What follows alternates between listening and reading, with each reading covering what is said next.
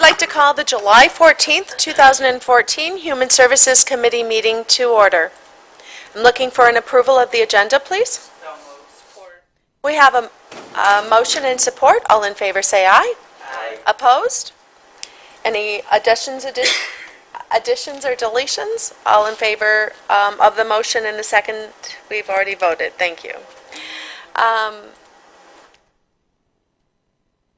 Correct? Yes. Did I do? Okay. Public comment. Is there any public comment at this time? Public comment? Moving on to committee items, we have the meeting minutes of the June 9th meeting. We have a motion and support.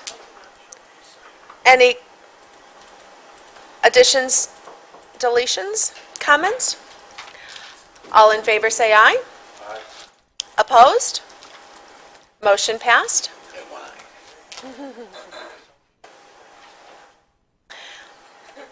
Lifeways. Well, welcome back. Thank you. It's always good to come back. Thank you. Good morning. For those of you who don't know me, my name is Gerard Siraki. I'm the CFO at Lifeways. Mary Beth was unable to be here this morning due to prior commitments, so she asked that I fill in. There is no written report. However, I would like to give you some verbal update, particularly with the finance and facility areas, and answer potentially any questions you may have. We have been pretty busy working internally with our budget and strategic plan. So with respect to our budget, and that will cross over finance and facilities, and I will explain that in a second. But in terms of our budget, we're looking at particularly at the Healthy Michigan projections. We, as I think all of you now know, we're part of the regional PIHP mission, Mid-State Health Network, and they provided certainly some projections with respect to Healthy Michigan, and based upon our utilization, those projections are holding true. It looks like we will be, when Healthy Michigan is in full swing, generating about $400,000 per month in terms of revenue.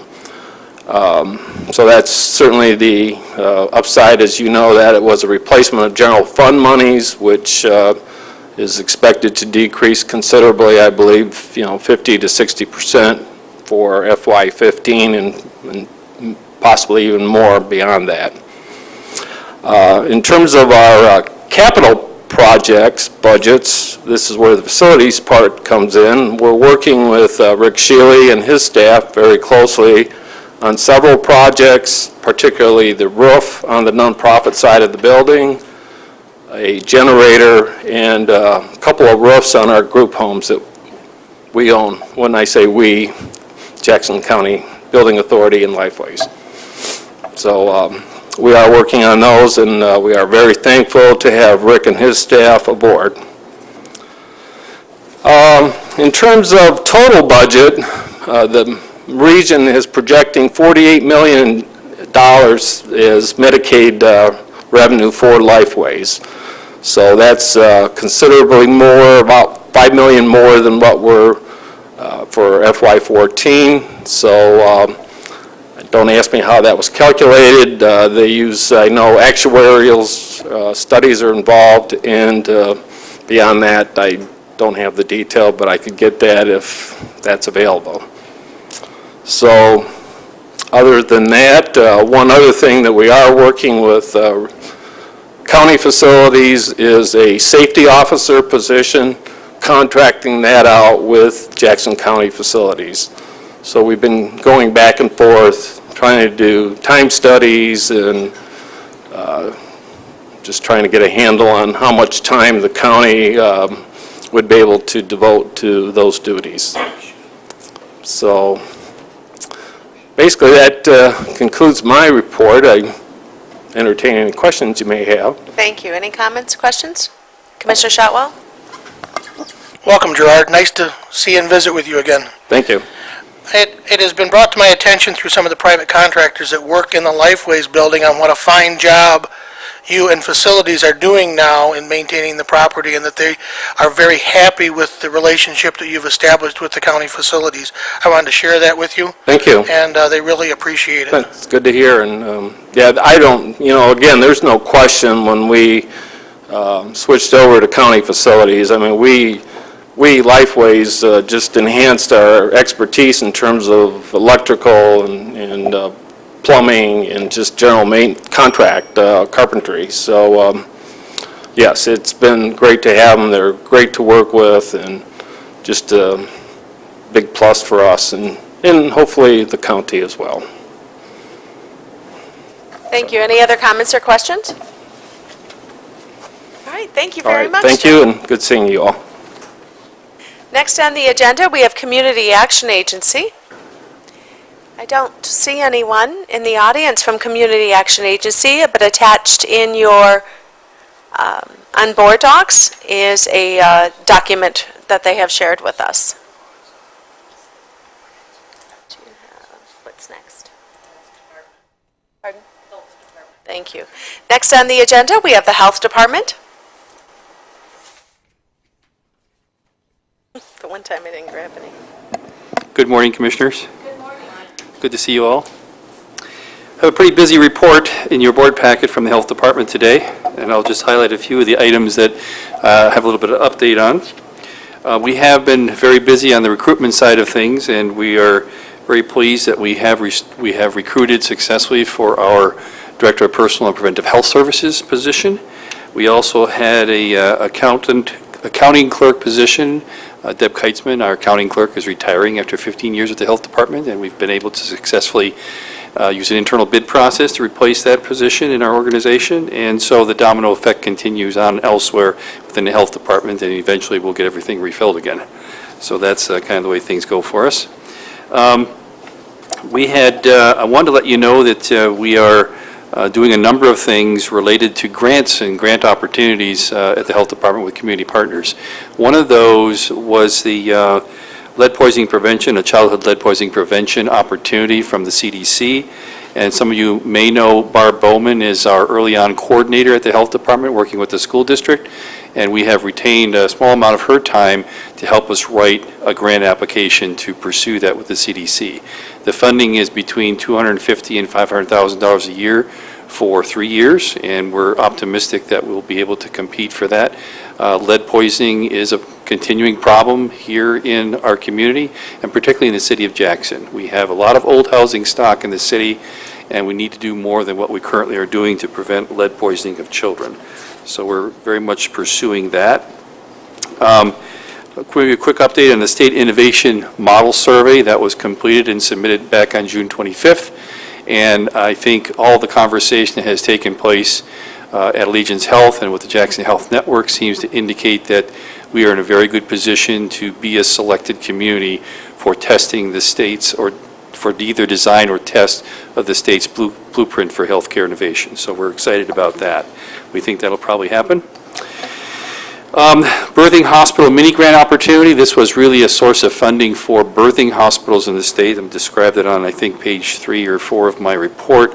And it's not a lot of money. The first year, $10,000 is available to birthing hospitals really for infrastructure building and planning with their IT system to enable us to receive referrals, if you will, from the hospital for new birth babies and moms to our maternal infant health program and our children's special health care services program based on eligibility. So we're excited. We were able to participate with them in helping to write that grant, so that's coming along. And then the follow-on $10,000 will be available, I'm presuming, in somewhere toward the end of this year. And they'll be able to compete for that for actual implementation. So I'm excited about it because it really fits our health integration goals. It's what we've been trying to do for quite some time with Allegiance.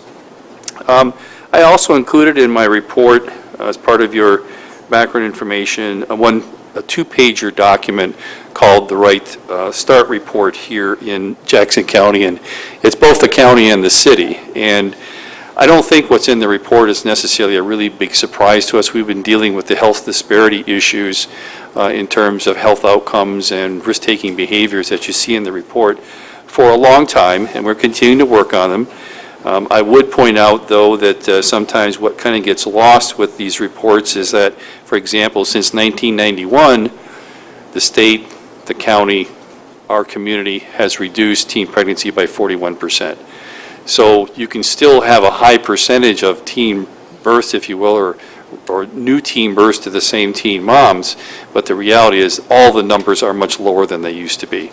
And we're continuing to work on it. So I've shared that report with a lot of our Allegiance Health partners and working colleagues, and so everyone is aware of it, and so we'll continue to work on that as well. A little update on the suspected norovirus outbreaks. One of the assisted living, independent living, and health center unit in Jackson has resolved. No further cases been reported. You may have seen recent media reports about 150 ill prisoners at the Parnell Correctional Facility. A number of specimens were sent up to the state testing for norovirus, and those have all come back negative. And at this point in time, there's only one remaining ill person reported at the prison. Everyone else is fine. So that's being taken care of by the Michigan Department of Community Health. I have a Healthy Michigan Plan update in my report as well. The state did succeed in meeting its first-year goal of enrolling 322,000 Michigan residents into the Healthy Michigan Plan. As of last week, it was 323,022 persons. So that's very much within the 300 to 400,000 range that was originally projected. So that's really good news for those people. I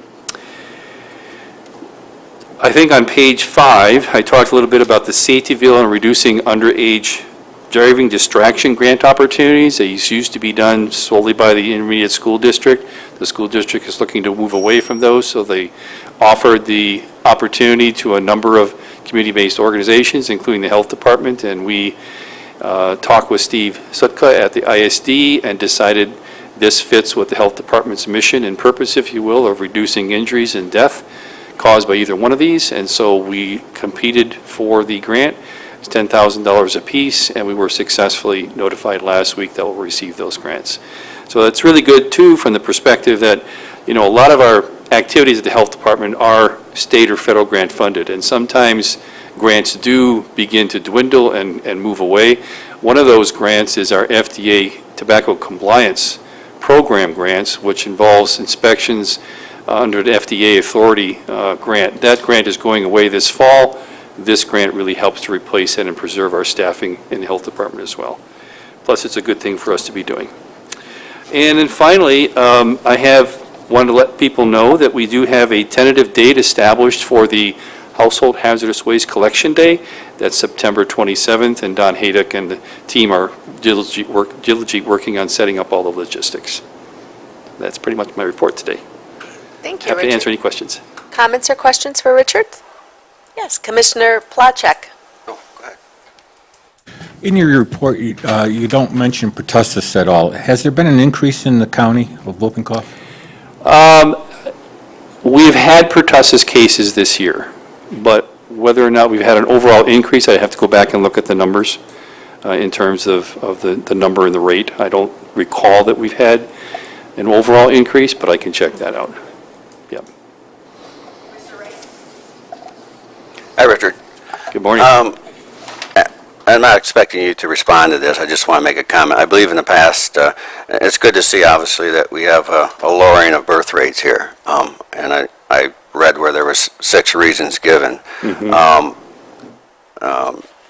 Abortions are not considered part of lower birth rates, are they? No, they're not considered to be something that contributes to reducing teen birth rates, if that's what you're asking. Okay. Yeah. We do have the number of statistics on what they are for the community, but that's not part of how we're calculating the reduction. All right, thank you. Yep. Any other comments or questions? Commissioner Duckham. Sometimes you draw a blank when you look at people, I know that. Richard, I have 3 acquaintances that in the last couple of months have had to go on IV therapy for infections. Is there something new going around Jackson County or This is, yeah, I need better friends, probably. But seriously, Yeah. I had an employee fall down at the Jackson County incinerator just on a steel grate. And he cut his knee open a little bit, and within a week, he was on IV therapy. And Was now he- it's come to my attention, 2 other people also. Is there something nasty out there? Was Or is he this- actually, were any of them hospitalized, or they just go through an outpatient? Went to work well. It's a job-related injury. Okay. And, you know. Well, not that we're specifically aware of a whole bunch of people needing IV therapy necessarily out there in the community, but bear in mind that we are constantly kind of dealing with the superbugs that are out there. Methicillin-resistant Staph aureus is one of those, and sometimes, based on the culture that takes place through the healthcare facility or a work-well site, if you will, if they're doing that kind of work, it may be an indication that best practice is to put them on IV therapy if it's particularly resistant to antibiotics. That's probably what's happening. But those organisms are present in our community, and we have to deal with them as well. Are they more prevalent, or is it just the fact that they're getting They are more resistant prevalent. to our Yeah. antibiotics? Well, probably both. I mean, the prevalence of, for example, MRSA, which is the methicillin-resistant Staph aureus, has increased in the community overall, and its antibiotic resistance is high.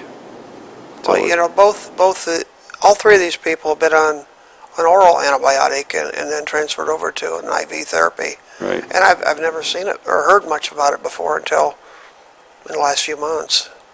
Well, there has been a lot of heightened interest in, first of all, hospital-acquired infections in general, but in general, superbugs capable of causing infections that we're having a lot of difficulty healing.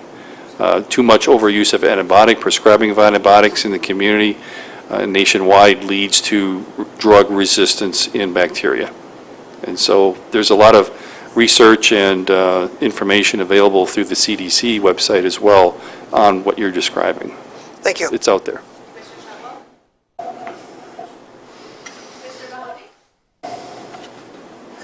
Thank you, Madam Chair. One of the problems, too, is that doctors are prescribing broadband antibiotics instead of specific, and then that is what causes that resistance to, you know, these kinds of infections, because, you know, it takes so long to grow cultures and things like that, so, you know, they prescribe something that will get at everything. And it is a big problem. And so, you know, it's when people wait a long time before they address it, and then when they address it, it seems so bad, they prescribe something that they think will zero in on it, and sometimes it's the wrong medicine. You are correct. Thank you. Thank you for that report. Next on the agenda, we have the Animal Shelter, second quarter report. Welcome, Don. Welcome. Good morning. Good morning, everyone. I Morning. appreciate seeing it. Hope everyone had a good weekend.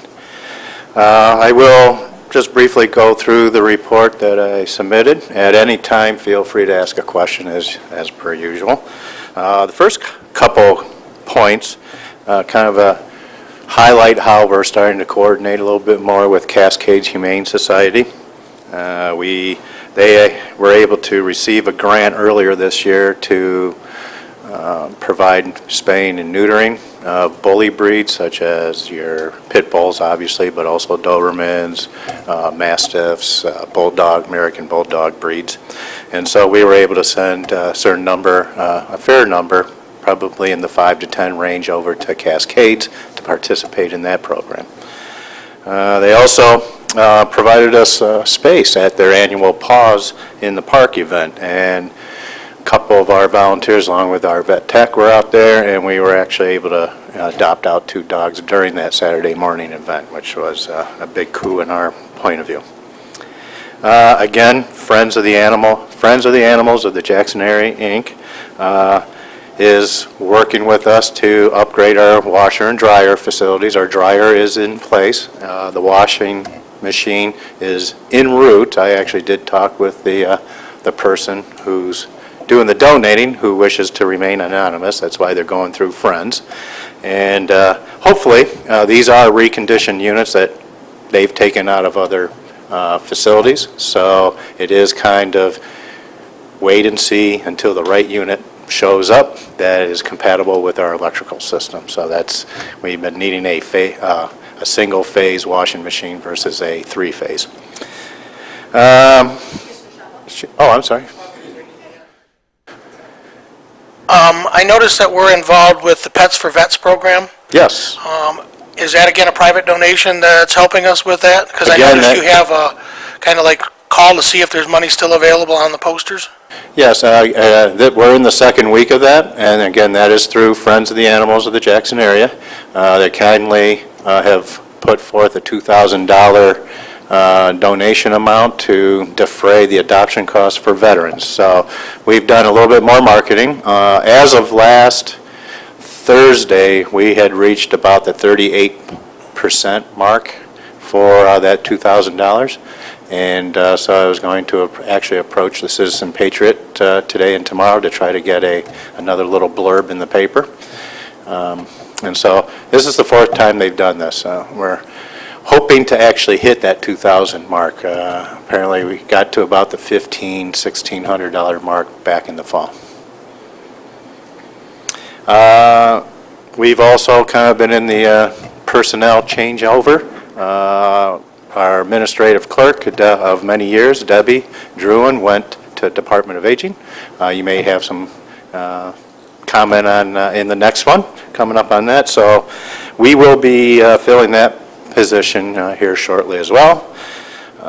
The updating of our policies and procedures manuals continue. I have to admit that it's a little bit slower than what I wanted it to be. One could chalk it up to wishful optimism on my part, biting off a little bit more than I could chew, perhaps, but we are making progress, and 3 more procedures have been updated and are getting into the manual. The charts on the next page you'd probably be very interested in. Obviously, we're showing some fairly steep declines, especially for cats, as far as intake goes.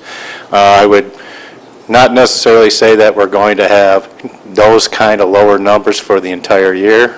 It's our thought that the delayed winter probably delayed the breeding season.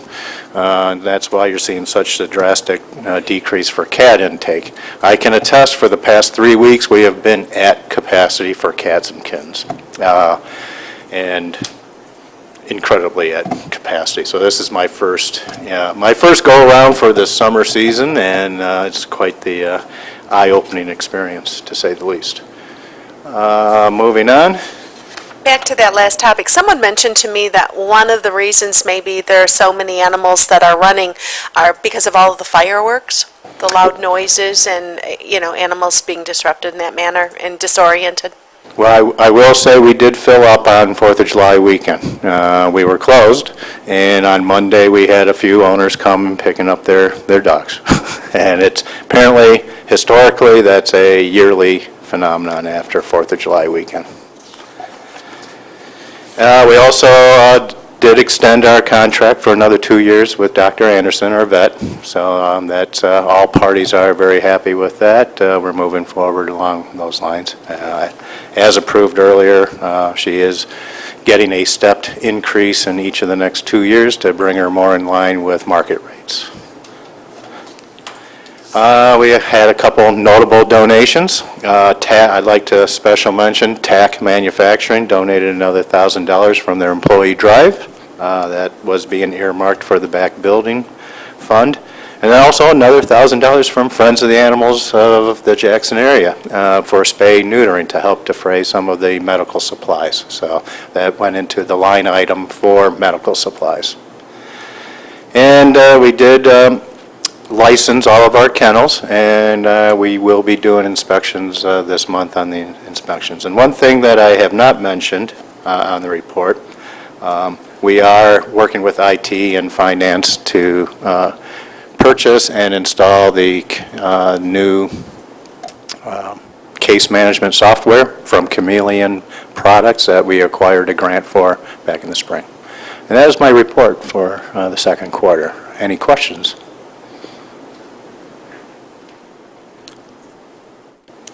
Commissioner Shotwell? In the past, we've not had the opportunity to apply for any grants or anything like that to help deal with stray or feral cat problems. Is there any opportunities that you see for us short-term to be able to apply for any grants for that type of control? Specifically to the feral cat situation, off the top of my head, I can't say yes or no. One of the key things is I do have a volunteer manager who is found and applied for and found that $16,000 grant for the case management. So she's very good at identifying these grant opportunities, and so I'll let her know to keep her eyes open. I do know Blue Buffalo just announced a potential grant, a small one, $1,000 for spay neutering activities. You know, the best story for Blue Buffalo to advertise and maybe get entered into a contest. Now, that is specifically for spaying and neutering. Look into the details of that. Thank you. Thank you. On the agenda next, we have Department on Aging, monthly report. Marcy?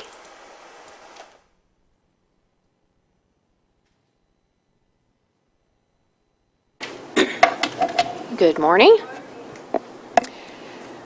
For the past several years, the Michigan Office of Services to the Aging has funded a program called Senior Market Fresh, and that's where people who meet the income criteria can come and get a coupon book that they then can turn in the coupons at farmers markets to receive fresh produce. And so the initial distribution was July 9th, and we receive 100 books. I think each county receives about 100, and on July 9th, 80 of those 100 books were distributed. So that's the largest distribution on the initial start date that we've had so far.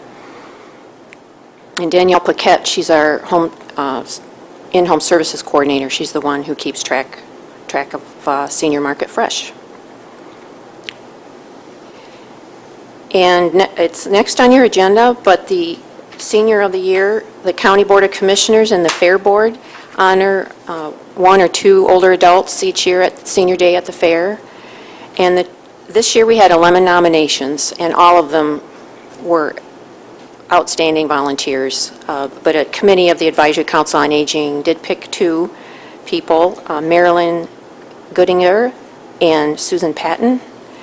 And Marilyn volunteers at various places, and it was the YMCA who nominated her. She was instrumental in starting a pedaling for Parkinson's fitness class, including securing funding for purchasing the necessary equipment. And then Susan Patton volunteers with Love Incorporated as a clearinghouse coordinator, and she's been doing this for several years. And the resolutions give more detail about these two great volunteers. So it'll be nice on Senior Day at 11 o'clock. If you're in the area at the Herman Gumper stage, they will be given their resolutions, and then the Fair Board also gives them a plaque that says Senior of the Year. That'll be nice. While we're on that section, maybe we'll stop right there and move forward to summarize. So in your packet, under letter G, is a resolution to honor Susan Patton and another second resolution to honor Marilyn Geidinger for the 2014 Senior Citizens of the Year Award. Move to recommend to the board. Support. We have a motion and support. All in favor say aye. Aye. Opposed? All right, passed unanimously, so now we've taken care of that, and you may Okay. continue on with your report. Thank you. The State Bar of Michigan is organizing a statewide educational event. We will be one of 113 sites on August 6th that will be having this event, and it will be held at the Human Services Building on the lowest level. And information will be given at 10:30 in the morning, and then we'll serve lunch afterward for people who would like to have lunch. And then this same information will be given again at 5:30. And I attached included a flyer with the committee report, and I'll put some copies over on the table in case anyone would like to take some to distribute. But the information will be excellent. Avoiding estate planning mistakes. Who should you trust? Talking about annuities, because it's probably I'll say it's my husband's age, but about every 3 months we get a postcard, come and have a free meal at this restaurant, learn how to have estate planning information, where the State Bar will have it's neutral information. They're not trying to sell a product. So we're really encouraging people to come for this information. And then next month, I'll bring more information about an annual event that the Friends of Jackson Seniors is sponsoring, and that will be held September 15th. But I'll bring some details about that next month. Any questions? What comments or questions might you have for Marcy, Department on Aging? Okay, seeing none, thank you, Marcy. Okay, thank you. And again, looking at the agenda, we have now taken care of letter G also, the Citizens of the Year resolutions. Moving on now to medical care facility. In the board docs packet, you will find that although the information was initially presented to us earlier last week, after Friday's study session, a variety of questions were presented, some concerns were presented, and I would like to thank Sandy, from the administrator from Medical Care Facility, for submitting in such a timely manner a document. Not only was it sent within hours to the county commissioners, it is now placed on the board docs packet for today. So a lot of the questions are answered via the administrator's office, Medical Care Facilities Administrator's Office, in this document that you have attached and sent to you. While I see that she has adequately and informatively shared a variety of information with us, what I am sensing from the Board of Commission is that there are still a few questions that are left unanswered. I would think it would be of value to ask our administrator's office to gather more information for us so that we can, again, move in a timely manner, but come up with some sort of a fact sheet. I think we're interested in what I'm hearing from some of the commissioners. We're interested in some of the legal components of this millage. We're looking at some history, and we also want to make sure that all of the commissioners, any questions they might have, are clear. Your thoughts on that?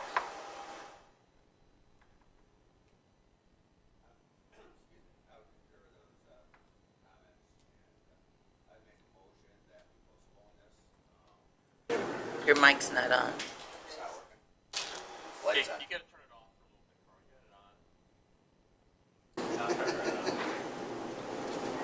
Hello? Hey, I'm working. Based on what Chairperson Alexander just stated, I would make a motion that we postpone this to allow the county administrator to do his due diligence on this, and then we can address this as we move forward as commissioners. So for clarification, Commissioner Rice, when you say to postpone, you mean to postpone a discussion on this topic? Correct. So we have a motion that's made. I will support that motion. All in favor say aye. Aye. Aye. Opposed? The motion has passed. And for the sake of clarity, let's look at the dates we still have in mind, because to me, timing is critical here. We know, moving backwards, that the county clerk has shared the deadline to submit the resolution to make on the November ballot. That deadline is Tuesday, August 12th. We do have an Friday, August 8th study session, in which still gives us ample amount of time. We have a July 22nd Board of Commission meeting. So the motion that has been passed is to suspend the discussion on this millage proposal until July 22nd, our Board of Commission meeting, in which at that time our Administrator's Office will give us a fact sheet. We again encourage all commissioners with any questions they may have to direct them to the Administrator's Office, and they will come up with that information for us. Commissioners, any other comments or questions? Commissioner Mahoney?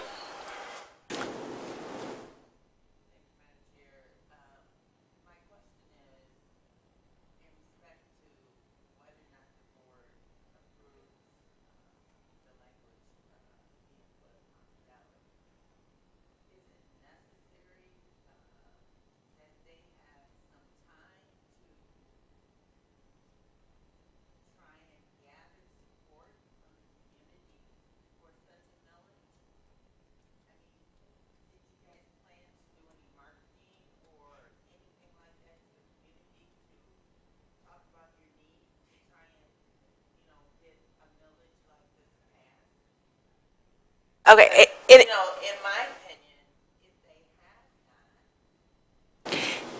have I think at this point in time, with the information that they've given us thus far, they understand the due diligence that's needed as we move forward, and at this point, if we gather the information, factual information, that we can move forward as a board to simply put this proposal on the ballot, or approve the verbiage. Correct, Administrator Overton? allowing a millage. As I understood, what was requested is that administration take a look and put together a fact sheet, bring to the board for next Tuesday night for consideration, review, and then we'll put it on the study session for a vote up or down, I guess, the millage, from the board's perspective. And then how they go about pursuing, obviously distributing the information, the facts, because obviously they can't use tax dollars anyway to support a millage, vote yes, that kind of thing. But they can provide information, a fact sheet, if you will. So, Friends of the Medical Care Facility, nonprofit, something to that effect, can do those sort of things. Thank you for that clarification. All right. Moving on the agenda, the claims. We have the June claims in front of us. We have a motion and support to pay the June claims 2014. All in favor say aye. Aye. Opposed? Motion passed. Other minutes in your board doc packets. Let's see how quickly mine's going to come up. Were there any presented? I don't believe so. No. Okay. Thank you. My computer's just a little slow today. August reporting schedule. We have our, that is listed in your board docs packet also. Public comment. That moves us to public comment in the agenda. Is there anyone in the audience that would like to make a public comment? Committee member comments. Are there any Board of Commissioners or committee members that would like to offer a comment? Seeing none, we'll adjourn to the call of the chair.